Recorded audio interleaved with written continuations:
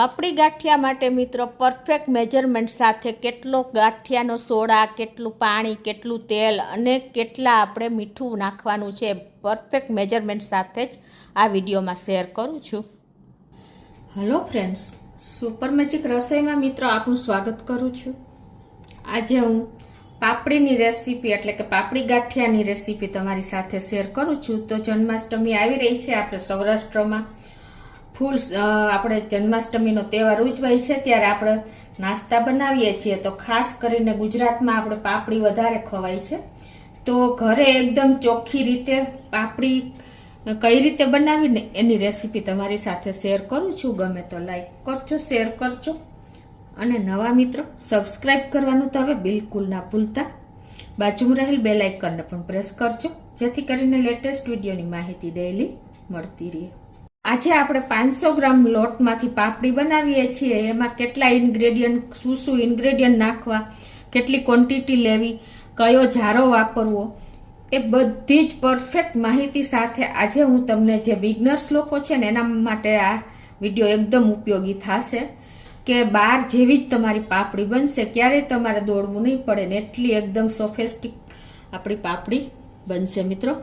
તો આપણે પરફેક્ટ વજન સાથે જ બનાવશું. જે ઘણા બહેનો, શીખતા બહેનો માટે કે કોઈને વેપાર કરવો હોય એના માટે પણ આ ઉપયોગી જ થશે. કેમ કે પરફેક્ટ માપ હશે ને તો તમારી પાપડી પરફેક્ટ જ બનશે. તો એના માટે તમારે વજન કાંટો હોય ને તો બેસ્ટ છે. તો આ પરફેક્ટ માપ સાથે મેં આ લોયું મૂકી દીધું છે. તો અત્યારે જીરો આપણે જો પરફેક્ટ છે એનો આપણે ટૂંકમાં ગુજરાતી ભાષામાં, તળપદી ભાષામાં કહીએ ને તો ધડો કર્યો કહેવાય. અને હવે એમાં હું અત્યારે જો વજન સાથે જ તમને બતાવું છું. 500 ગ્રામ સારી ક્વોલિટીનું બેસન લઈ લેવાનું છે.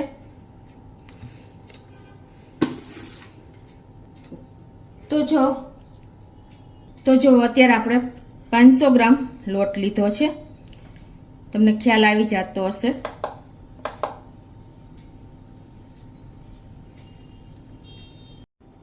હવે મિત્રો આપણે 12 ગ્રામ મીઠું નાખશું. તો એને પણ આપણે જો વાટકી મૂકી દીધી છે અને એનો આપણે પરફેક્ટ જીરો કરી દઈએ.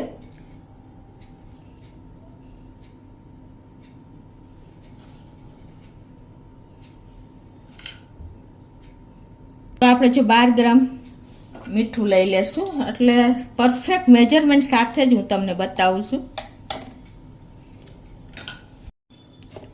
તો આપણે જો 1 ગ્રામ સોડા લઈ લીધો છે. કિલો હોય તો તમારે 2 ગ્રામ લેવાનો છે, એટલે કે ગાંઠિયાનો સોડા.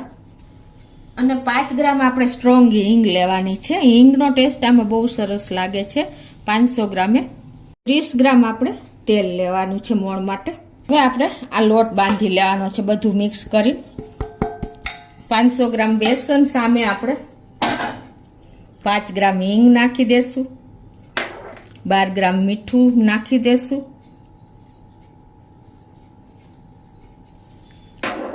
અને 1 ગ્રામ આપણે 1 ગ્રામથી વધારે આપણે સોડા નથી નાખવાનો, નહીતર તમારા ગાંઠિયા પરફેક્ટ નહીં બને. અને 30 ગ્રામ આપણે તેલ નાખી દેશું. તો 200 ગ્રામ આપણે પાણી લીધું છે, એટલે 1 ગ્લાસ જેવું થાય. હવે આ બધું જ આપણે મિક્સ કરી અને લોટ બાંધી લેવાનો છે.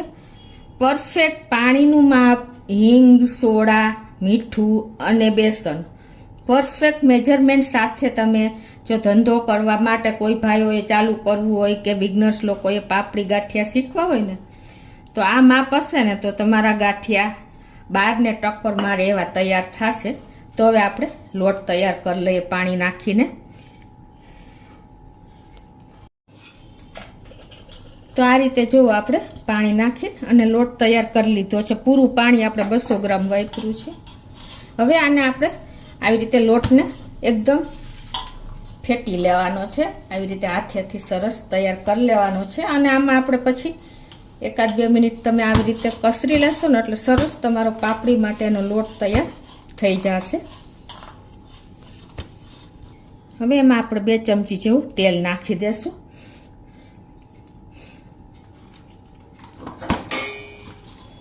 અને આ રીતે આપણે લોટને એકદમ સરસ પાપડી માટેનો તૈયાર કરી લેવાનો છે. તો આ રીતે જો આપણે આવી રીતે તમે લોટને ફેટશો ને એટલે એકદમ સરસ મુલાયમ લોટ અને એનો કલર ચેન્જ થઈ જશે.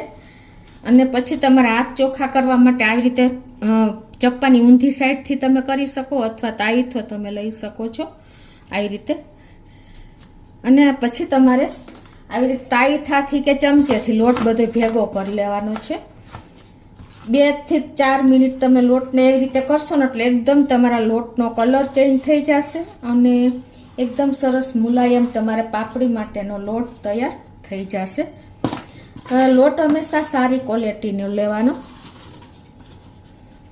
હવે આને આપણે ભેગો કરી લઈએ. તો આ રીતે જો આપણે લોટને ભેગો કરી લીધો છે, એકદમ આપણો લોટ તૈયાર થઈ ગયો છે પાપડી માટેનો. અને હવે તમારે અહીંયા તેલ મેં ગેસ ઉપર ગરમ કરવા મૂકી દીધું છે. અને તેલ કેટલું ગરમ કરવું ને એ જો આવી રીતે આપણે ગોળી નાખીને તો ધીમે ધીમે ઉપર આવે ને એવું આપણું તેલ વધારે નથી ગરમ કરવાનું પાપડી માટે. તેલ પરફેક્ટ ગરમ થઈ ગયું, જો ગાંગડી ઉપર આવી ગઈ છે. હવે આપણે આવું જ તેલ ગરમ કરવાનું છે, વધારે ઓવર હીટ નથી કરવાનું. આપણે પાપડી માટેનો જારો આવે છે, આ 1 નંબરનો જારો છે, એ તમારે લેવાનો છે. 1 કે 2 નંબરનો પણ ચાલે. તો આવો જારો તમારે જો કોઈ માણસને ધંધો કરવો હોય તો પણ લઈ લેવાનો, બાકી તમારે રૂટીનમાં ઘરમાં વાપરવા માટે પણ લઈ શકો છો. હવે આ તેલ આપણું ગરમ થઈ ગયું છે. અત્યારે ગેસની ફ્લેમ આપણે મીડિયમ રાખશું. અને આ રીતે તમારી પાપડી ડાયરેક્ટ તેલમાં પડે ને એ રીતે તમારે જારો સેટ કરવાનો છે. તેલ થોડુંક આપણે વધારે લેવાનું, પાપડી બનાવીએ ને ત્યારે તમારે પાણીવાળો હાથ કરી લેવાનો છે. અને પછી તમારે આવી રીતે લોટ લઈ લેવાનો છે, આવી રીતે જેટલા તમારે પાપડી પાડવી હોય ને એ પ્રમાણે. અને લોટને સેજ તમારે આવી રીતે ઢીલો કરી લેવાનો, બહુ ઢીલો નથી કરવાનો પણ સેજ એટલે તમે પાપડીના પાડવામાં તમને ઈઝી પડે. અને પાણીવાળો હાથ હશે ને એટલે ઓટોમેટિક તમારી પાપડી સરસ જ બનશે. અને તમારે ખાસ ધ્યાન રાખવાનું છે, લેડીઝ લોકો જો ટ્રાય કરતા હોય ને, કેમ કે આપણે તેલ હારે જ કામ કરવાનું છે, એટલે લોયું ન છટકે, તમારા જારો ન છટકે, તમારો હાથ તેલમાં ન અડી જાય, એ રીતે તમારે આ રીતે હળવે હાથે તમારે પાપડી પાડી લેવાની છે. જુઓ મિત્રો, પાણીવાળો હાથ હશે ને એટલે ઇઝીલી તમે પાપડી પાડી શકશો. અને પાપડી તમારી તેલને જારો અડે ને એ રીતે રાખવાનું, એટલું તેલ લેવાનું છે, તો જ તમારી પાપડી તેલમાં પડશે, નહીં તો ભેગી થઈ જશે. તો આ રીતે તમારે પાણીવાળો હાથ સેજ કરી અને એકદમ જારો તમારો ક્લીન થઈ જાય ને એ રીતે તમારે પાપડી પાડી લેવાની છે. અને આવી રીતે ડાયરેક્ટ તેલમાં જ પડવી જોઈએ. જુઓ મિત્રો, અને આવી રીતે તમારે એક જ, આને બહુ ટાઈમ નહીં લાગે પાપડી બનતા, 1 જ મિનિટથી વધીને 2 મિનિટ થશે. તમારે આ રીતે તેલમાં એને 1 મિનિટમાં જ પલટાવી લેવાની છે. એકદમ સરસ બાર જેવી જ તમારી પાપડી તૈયાર થશે. કે જો આપણી પાપડી પણ 1 મિનિટ જ થઈ છે. અને ગેસની ફ્લેમ આપણે મીડિયમ જ રાખી છે. અને હવે આપણે પાપડીને બહાર કાઢી લેશું. આ રીતે નિતારી અને આપણે પાપડીને એક પ્લેટમાં લઈ લેશું.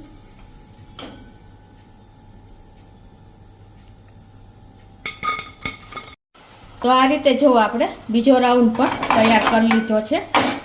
તમારે ડાયરેક્ટ તેલમાં જાય ને એ રીતે જ પાપડી પાડવાની છે, નહીંતર તમારી પાપડી લોચો થઈ જશે.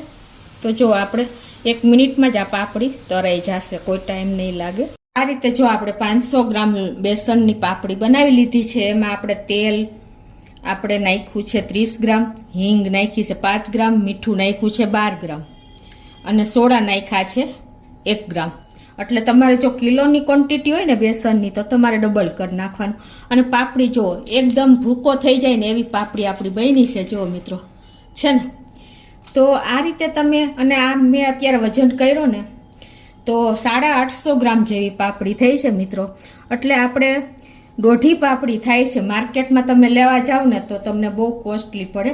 તો આ રીતે તમે જન્માષ્ટમી ઉપર ઇઝીલી જો આવી પાપડી બનાવશો ને મિત્રો, તો બાળકો કે વડીલો કોઈ પણ દાંત વગરના પણ ખાઈ શકશે ને, એટલી ટેસ્ટી અને એકદમ પરફેક્ટ પાપડી બનશે મિત્રો. તો ચોક્કસ તમને આ પાપડીનો વિડીયો ગમશે. ગમે તો લાઈક કરજો, શેર કરજો અને નવા મિત્રો સબસ્ક્રાઈબ કરવાનું તો બિલકુલ ના ભૂલતા.